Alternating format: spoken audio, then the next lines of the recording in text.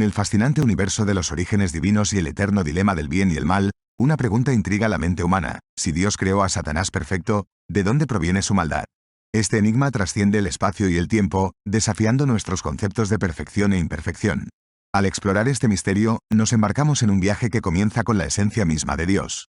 Pues, como se afirma en Juan, capítulo 1, versículos 1 a 3, en el principio existía el Verbo, y el Verbo estaba con Dios, y el Verbo era Dios. Él estaba en el principio con Dios. Todas las cosas fueron hechas por medio de Él y sin Él no se hizo nada de lo que se ha hecho. Este pasaje nos recuerda que todas las criaturas deben su existencia a Dios y que nada fue creado sin su influencia. En este contexto, entendemos que Satanás, inicialmente un ángel de Dios, también fue creado bajo la égida de lo divino. Sin embargo, el origen de su maldad sigue siendo un enigma. ¿Cómo podría una criatura perfecta concebir la maldad? Esta es una pregunta que nos instiga a buscar respuestas más profundas, desentrañando la complejidad de la naturaleza divina y sus manifestaciones. A lo largo de este vídeo, desvelaremos los misterios detrás del deseo inicial de maldad de Satanás, examinando lo que las Escrituras nos revelan sobre esta figura intrigante. Únase a nosotros en esta búsqueda de comprensión y conocimiento mientras exploramos los orígenes del mal a la luz de la divinidad y la perfección que impregnan el universo. Pero antes, suscríbase aquí al canal y no se pierda ningún vídeo. La narrativa de los orígenes y la caída de Satanás nos ofrece una visión intrigante de la transformación de una criatura celestial en un ser maligno. Arroja luz sobre la perfección de las creaciones de Dios, incluyendo a Lucifer, que más tarde se corrompería, al igual que la humanidad. Incluso algunos ángeles sucumbieron a la tentación, como fue el caso de Satanás. La profecía de Isaías revela la magnitud de la caída de Satanás de la gracia divina. Isaías describe este evento con poderosas palabras: «¿Cómo caíste del cielo, lucero de la mañana, hijo de la aurora? Fuiste arrojado a la tierra, tú que debilitabas a las naciones. Pero tú dijiste en tu corazón: subiré al cielo. Por encima de las estrellas de Dios levantaré mi trono. Me sentaré en el monte de la asamblea, en el extremo norte. Subiré a las alturas de las nubes, seré semejante al Altísimo. Pero serás precipitado al Seol, a los abismos de la fosa». Estas palabras nos transportan al momento en que el deseo de igualdad de Satanás con Dios lo llevó a su caída cataclísmica. Ezequiel también contribuye a nuestra comprensión de esta caída épica, describiendo el estado original de Satanás con una riqueza de detalles impresionante. Tú estabas en Edén, jardín de Dios. De toda piedra preciosa estabas cubierto: sardónica, topacio, diamante, turquesa, ónice, jaspe, zafiro, carbunclo, esmeralda y oro. En el día de tu creación fueron preparados. Tú eras el querubín ungido que cubre, y te establecí. En el monte santo de Dios estabas. En medio de piedras de fuego te paseabas. Perfecto eras en todos tus caminos desde el día de tu creación, hasta que se halló maldad en ti por la multitud de tus contrataciones. Te llenaste de iniquidad y pecaste. Por lo que yo te arrojé del monte de Dios y te arrojé de entre las piedras del fuego. Esta descripción nos lleva a contemplar la decadencia de una criatura celestial que, debido a su propio orgullo y ambición, cayó de la gracia de Dios. A medida que exploramos esta fascinante historia, profundizamos en el conocimiento espiritual, buscando comprender cómo incluso las creaciones más perfectas pueden sucumbir a la tentación y la caída. La historia de Satanás nos desafía a reflexionar sobre los misterios del libre albedrío, la redención y la naturaleza divina, convirtiéndola en un relato cautivador y enigmático que resuena a través de las eras. La caída de Satanás revela un aspecto crucial de su rebelión: su habilidad para persuadir a una parte de los ángeles a unirse a él en contra de Dios. Algunas estimaciones sugieren que aproximadamente un tercio de los ángeles siguieron a Satanás en su insurgencia. En este punto, él y sus seguidores se volvieron verdaderamente malignos, oponiéndose no solo a Dios, sino también a su plan divino y a la humanidad que él creó. La palabra perfección describe las notables cualidades de Satanás en su creación. No solo era rico en sabiduría, sino que también irradiaba una belleza deslumbrante, ostentando el sello de la excelencia, siendo perfecto en su hermosura e impecable en sus caminos desde el día de su creación.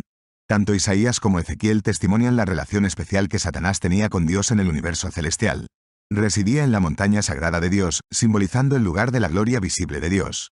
Sin embargo, sin proporcionar detalles explícitos sobre el proceso, el relato revela que se encontró maldad en este ángel supuestamente perfecto. ¿Cómo sucedió esto? La mejor pista se puede encontrar en Ezequiel, capítulo 28, versículo 17, donde dice: «Por la multitud de tus contrataciones fuiste lleno de iniquidad, y pecaste. Por lo que yo te arrojé del monte de Dios, y te arrojé de entre las piedras del fuego». Debido a su naturaleza orgullosa y egocéntrica, la sabiduría de Satanás se oscureció, ya que se obsesionó consigo mismo, meditando en su propia belleza en lugar de centrarse en la gloria de Dios. Esta historia sirve como un poderoso recordatorio del peligro del orgullo y la autoobsesión, destacando cómo tales rasgos pueden llevar a la caída, incluso en el caso de una creación celestial originalmente perfecta. La comprensión de las palabras de Jesús sobre la caída de Satanás como un relámpago nos lleva a un contexto valioso y esclarecedor.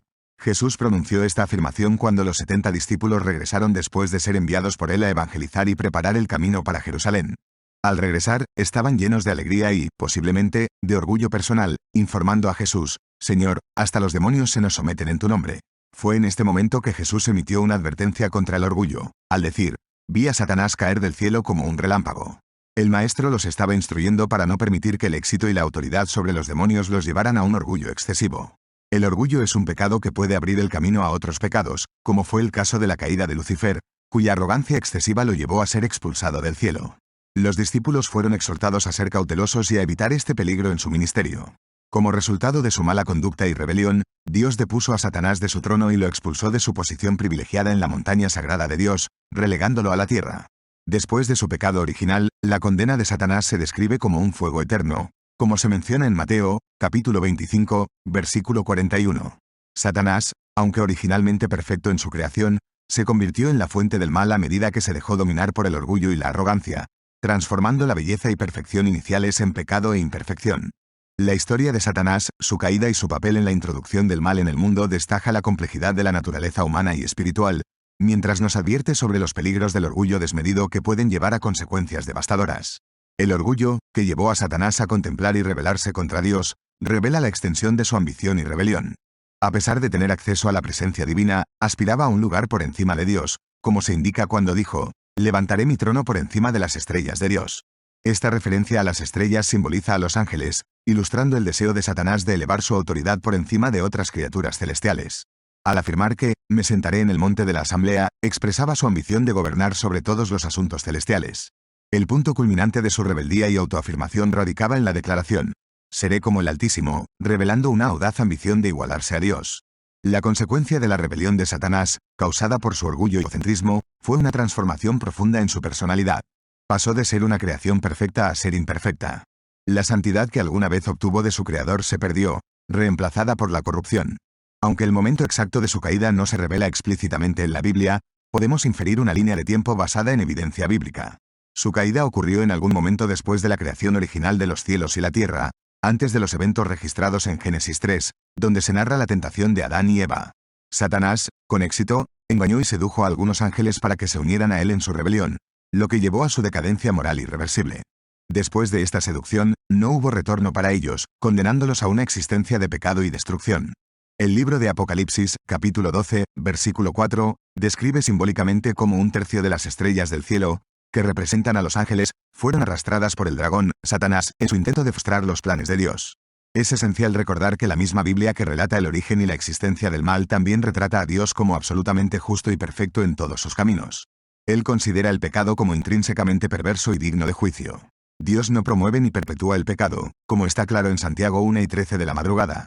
Cuando alguien es tentado, nunca debe decir que Dios lo está tentando, porque Dios no puede ser tentado por el mal, y Él mismo no tienta a nadie. La tentación viene de nuestras propias debilidades. Satanás, con su belleza, se convirtió en una fuente de orgullo que, en última instancia, resultó en su expulsión de la presencia de Dios. Su propio orgullo y autoimportancia lo llevaron a la corrupción de su mente, y continúa siendo impulsado por el orgullo en su búsqueda del lugar de Dios. Comprender el orgullo de Satanás sirve como una lección de precaución para nosotros, ayudándonos a evitar tales trampas en nuestras propias vidas a través de la presencia del Espíritu Santo.